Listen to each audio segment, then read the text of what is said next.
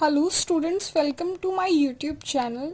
ये नरेशन का third video है और इससे पहले हमने नरेशन में काफ़ी चीज़ें डिस्कस कर रखी हैं। हमने डायरेक्ट से इनडायरेक्ट सेंटेंसेस को चेंज करना, कौन सा प्रोनाउन कब कैसे यूज़ होगा वो जाना हमने। इंटरोगेटिव सेंटेंस में कैसे हम सेंटेंसेस को बनाएंगे इनडायरेक्ट में वो सीखा हमने। तो अब हम स्टार्ट करेंगे सबसे पहले ऑर्डर, उसके बाद देखेंगे रिक्वेस्ट, फिर प्रोहिबिशन, फिर एडवाइस। इनके स्ट्रक्चर्स कैसे होते हैं और कैसे सेंटेंसेस बनते हैं, ठीक है। तो ऐसे तो सभी के स्ट्रक्चर सेम ही होते हैं क्योंकि ये सभी इम्पेरेटिव सेंटेंस के अंदर आते हैं, लेकिन फिर भी हम सबका एक एक एग्जाम्पल लेके देखेंगे कि सेंटेंसेस कैसे बनते हैं। तो सबसे पहले हम स्टार्ट करते हैं ऑर्डर से, ठीक है। ऑर्डर, तो ऑर्डर में जो होता है वो कुछ नहीं होता। ऑर्डर में हम किसी इंसान को ऑर्डर देते हैं, उससे रिलेटेड जो सेंटेंसेस बनते हैं उसको हम ऑर्डर रिलेटेड सेंटेंस कहते हैं, ठीक है। तो इसमें कुछ नहीं है, जो कंजंक्शन जब दैट हम यूज़ करते हैं, ठीक है, तो उसके बाद हम उसमें शुड लगा दें तो वो सेंटेंस ऑर्डर से मतलब डायरेक्ट से इनडायरेक्ट बनेगा, ठीक है। उसका रूल ये है। या फिर हम इसको एक और तरीके से बना सकते हैं। वो क्या तरीका है? 2+V1 यूज़ करके। V1 जो होता है वो फर्स्ट फॉर्म ऑफ वर्ब होता है, ठीक है। जैसे गो, ईट, ये फर्स्ट फॉर्म ऑफ वर्ब है। तो जब हम 2+V1 यूज़ करते हैं किसी सेंटेंस में तो उस तरीके से भी हम डायरेक्ट से इनडायरेक्ट में चेंज कर सकते हैं, ठीक है। जैसे फॉर एग्जाम्पल लेते हैं, यहाँ पे पहले I have to write it कि हम कैसे यूज़ करते हैं। फर्स्ट तो हमारा क्या रूल है कि conjunction that can be followed by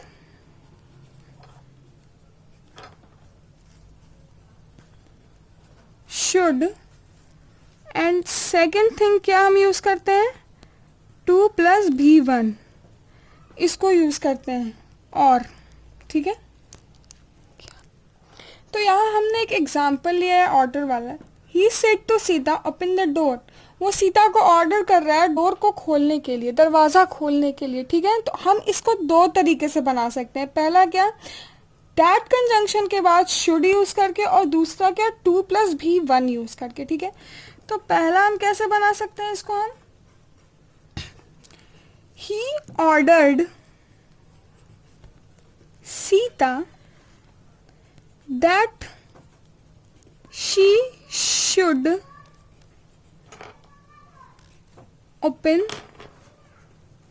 the door, ठीक है। तो पहला हम क्या, दैट कंजंक्शन के बाद शुड यूज करके क्या बना सकते हैं, इस सेंटेंस को इनडायरेक्ट में चेंज कर सकते हैं। और दूसरा क्या,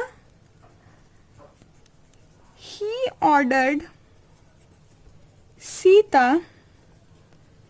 टू ओपन द डोर, ठीक है।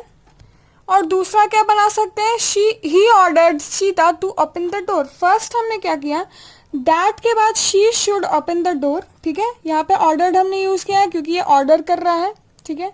और दूसरा हमने क्या बनाया, he ordered Sita to open the door. 2+V1, V1, this is V1 and this is 2, 2+V1 का स्ट्रक्चर फॉलो कर रहा है। और यहाँ पे दैट के बाद क्या आ रहा है, शुड आ रहा है, यानी that can be followed by should, ये इसका स्ट्रक्चर फॉलो कर रहा है, ठीक है। तो हम इसको दो तरीके से बना सकते हैं। इसके बाद हम चलते हैं अपने दूसरे सेंटेंस की तरफ जो है प्रोहिबिशन का, ठीक है। तो प्रोहिबिशन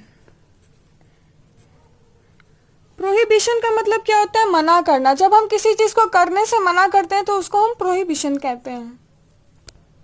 तो प्रोहिबिशन का मतलब होता है मना करना। जब हम किसी चीज को करने से मना करते हैं तो उसको हम प्रोहिबिशन कहते हैं, ठीक है। तो प्रोहिबिशन का सिंपली एक ही मेन रूल है, वो है no other negative word can be used after the word prohibition और फॉरबिड। फॉरबिड और प्रोहिबिशन का मतलब होता है मना करना। तो मना करने के बाद हम कोई नेगेटिव वर्ड उसमें यूज नहीं कर सकते। नॉट, नो, नाइदर, नॉट, ये सब वर्ड यूज नहीं कर सकते हम उसमें, ठीक है ना, क्योंकि वो ऑलरेडी एक नेगेटिव वर्ड है। तो हम उसमें अगर नेगेटिव चीज और ऐड कर देंगे तो उसका मीनिंग उल्टा हो जाएगा, ठीक है। प्रोहिबिशन का मतलब ही गलत हो जाएगा। तो इसलिए हम प्रोहिबिशन के बाद कोई भी नेगेटिव वर्ड यूज नहीं करते हैं। और उसके बाद ये सेम स्ट्रक्चर फॉलो करता है जैसे कि हमने ऑर्डर में बताया कि 2+V1 यूज कर सकते हैं, या दैट के बाद शुड लगा के कर सकते हैं। तो फॉर एग्जाम्पल से हम इसको क्लियर करेंगे, ठीक है। तो यहाँ पे हमने एक एग्जाम्पल लिया, he said to Meera don't open the door at night, ठीक है। तो यहाँ पे हम इस सेंटेंस को 3 तरीके से बना सकते हैं। पहला तो प्रोहिबिटेड यूज करके, दूसरा टू नॉट यूज करके, ठीक है, एंड थर्ड दैट के बाद शुड लगा के, ठीक है। तो he said to Meera don't open the door at night, इसका पहला ये हो गया, he prohibited Meera to open the door at night. यहाँ पे हमने टू ओपन क्यों लिखा, क्योंकि प्रोहिबिटेड के बाद हम नॉट का यूज नहीं कर सकते हैं, ठीक है। तो ही प्रोहिबिटेड मीरा, उसने मीरा को मना किया रात में दरवाजा खोलने से, ठीक है। उसके बाद दूसरा है, इसमें हमने एक छोटा सा कॉन्सेप्ट यूज किया है, टू प्लस नॉट वाला, ठीक है। तो टू प्लस नॉट लगा के भी हम डायरेक्ट से इनडायरेक्ट में चेंज कर सकते हैं, ठीक है।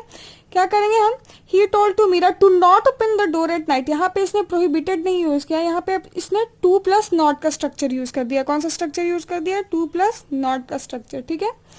एंड थर्ड तरीके से हम कैसे बना सकते हैं, दैट के बाद शुड लगा के, he told to Meera that she should open the door at night, sorry she should not open the door at night, ठीक है।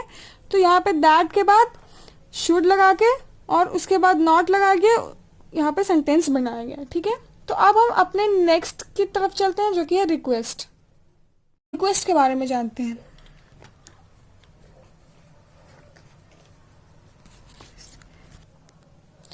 तो रिक्वेस्ट में हम जानते हैं कि अगर कोई दो लोग आपस में रिक्वेस्ट करें, कि आग्रह करे कोई इंसान किसी इंसान से, तो उसको हम रिक्वेस्ट करना कहते हैं या फिर प्लीड करना कहते हैं, ठीक है। तो रिक्वेस्ट में हम डायरेक्ट से इनडायरेक्ट सेंटेंस कैसे बनाते हैं, जैसा कि हमने अपने पहले वीडियो में डिस्कस कर रखा है कि जब भी हम कोई इंपेरेटिव सेंटेंस बनाते हैं, जैसे कि ऑर्डर या प्रोहिबिशन से हमने पहले बनाया था, तो उसमें हम क्या यूज़ करते थे, 2+B1 यूज़ करते थे, ठीक है। तो रिक्वेस्ट में भी हम सेम चीज़ यूज़ करेंगे, रिक्वेस्ट का भी स्ट्रक्चर सेम तरीके से ही बनेगा। रिक्वेस्ट में भी हम 2+B1 यूज़ करके इसके फॉर्म को चेंज करेंगे, ठीक है। तो कैसे होगा ये, हम एक एग्जाम्पल के थ्रू देखते हैं।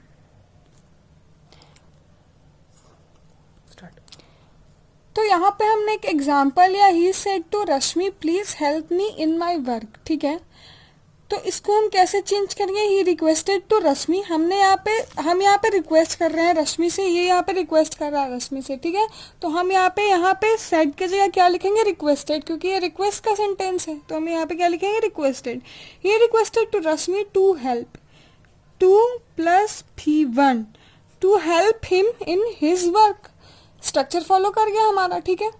तो यहाँ पे हमको एक चीज और ध्यान में रखनी है, वो है कि प्लीज, हम यहाँ पे हम प्लीज लिख सकते हैं या प्लीडेड लिख सकते हैं, मगर हम यहाँ पे प्लीज या प्लीडेड नहीं लिख सकते। अगर हम यहाँ पे लिख देंगे रिपोर्टिंग स्पीच के अंदर का स्टेटमेंट जो है, अगर उसके अंदर हम इनडायरेक्ट सेंटेंस बनाते वक्त अगर हम उसके अंदर प्लीज लिख देंगे तो वो सेंटेंस गलत हो जाएगा, हम वहाँ पे प्लीज नहीं लिख सकते हैं। जैसा कि प्रोहिबिशन के केस में था, हम वहाँ पे नॉट यूज नहीं करते थे प्रोहिबिटेड के बाद, ठीक है। उसी तरीके से यहाँ पे हम प्लीज या रिक्वेस्टेड ऐसे यूज नहीं कर सकते हैं, हमको सिंपली 2+B1 का स्ट्रक्चर ही उस पर ही सेंटेंस बनाना पड़ेगा, ठीक है। उसके बाद आते हैं हम एडवाइस पे। एडवाइस में भी कुछ नहीं करना, एडवाइस का भी सेम ही है, एडवाइस में भी हम सेम चीज ही करते हैं।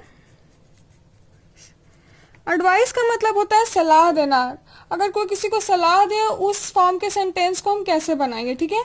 तो उसमें भी हम 2+B1 ही यूज करते हैं, 2+B1 ही यूज करते हैं जनरली, या फिर दैट के बाद शुड भी लगा सकते हैं, या फिर दैट के बाद कैन बी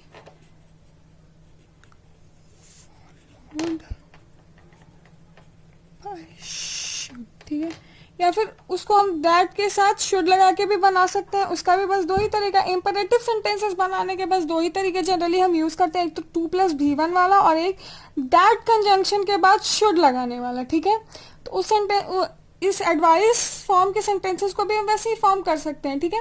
जैसे कि हम एक एग्जाम्पल लेते हैं, तो यहाँ पे हम एक एग्जाम्पल लेंगे, हम यहाँ पे एग्जाम्पल लेंगे, he said the student help the poor, ठीक है। तो ये एडवाइस वाली सेंटेंस है, वो स्टूडेंट्स को एडवाइस कर रहा है कि पुअर की मदद करनी चाहिए, गरीबों की मदद करनी चाहिए, ठीक है।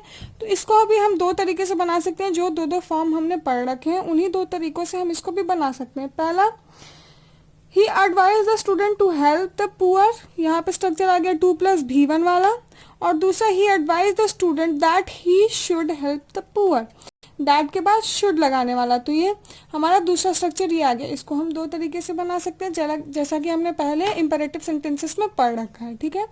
इसके बाद बात आती है यूनिवर्सल ट्रूथ और लेट्स से रिलेटेड सेंटेंस की, ठीक है। तो हम पढ़ते हैं यूनिवर्सल ट्रूथ वाले स्टेटमेंट्स, ठीक है। तो अब हम पढ़ेंगे यूनिवर्सल ट्रूथ के बारे में। यूनिवर्सल ट्रूथ में अगर कोई भी स्टेटमेंट हो तो उसके टेंस में कोई भी चेंजेस नहीं आता है, ठीक है।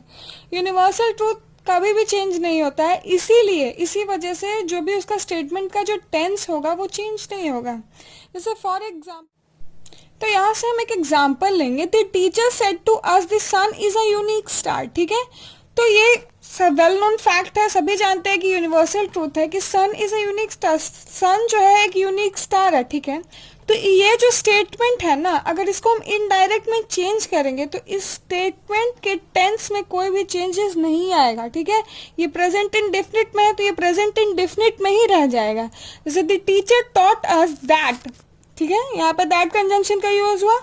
उसके बाद the sun is a unique star, यहाँ पे जो स्टेटमेंट है उसमें कोई चेंजेस नहीं आया, उसके टेंस में कोई चेंजेस नहीं आया, स्टेटमेंट जो है वो एज यूजुअल ही लिखा गया है, ठीक है। तो यहाँ से बस हमको एक चीज़ जाननी है, क्या यूनिवर्सल ट्रूथ में जब स्टेटमेंट कोई दिया रहा है तो उसके टेंस में कोई भी चेंजेस नहीं आता है, ठीक है। उसके बाद अब हमारा आखिरी टॉपिक बच गया लेट्स से रिलेटेड सेंटेंसेस, ठीक है। लेट्स तो लेट्स का क्या मतलब होता है? लेट्स का सिंपली यही मतलब होता है लेट प्लस अस, ठीक है।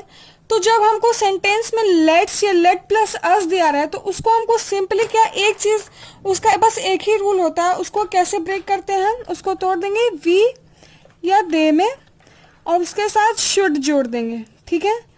तो अगर हमको लेट्स के साथ कोई भी स्टेटमेंट दिया है तो उसको हम कैसे चेंज करेंगे, वी या दे में और प्लस शुड, ठीक है। फॉर एग्जाम्पल हम लेते हैं, हम यहाँ पे लेते हैं I said to my brother let's go to some hill station for a change, ठीक है। तो इसको हम कैसे चेंज करेंगे, हमने क्या देखा, यहाँ पे लेट्स से रिलेटेड सेंटेंस है तो हम इसको कैसे तोड़ सकते हैं, वी या दे यूज करके उसके साथ में शुड जोड़ के, ठीक है। तो यहाँ पे हम वी यूज करेंगे सेंटेंस के अकॉर्डिंग, और हम यहाँ पे क्या लिखेंगे, आई सजेस्टेड माई ब्रदर, क्योंकि अपने ब्रदर को सजेस्ट कर रहा है, एडवाइस कर रहा है, तो हम इसको कैसे लिखेंगे, I suggested my brother that we should go to some hill station for a change. Simple, इसमें कुछ करना ही नहीं, हमको लेट्स को अगर तोड़ना है तो हम वी या दे प्लस शुड लिख के इसको तोड़ सकते हैं। तो आज के वीडियो में बस इतना ही, और ये हमारा लास्ट टॉपिक था नरेशन का। Thank you very much. बाकी तो वीडियोस का लिंक मैं आपको डिस्क्रिप्शन में प्रोवाइड करवा दूंगी, और आप प्लीज़ मेरे वीडियो को लाइक, शेयर एंड सब्सक्राइब करें अगर आपको अच्छा लगता है तो।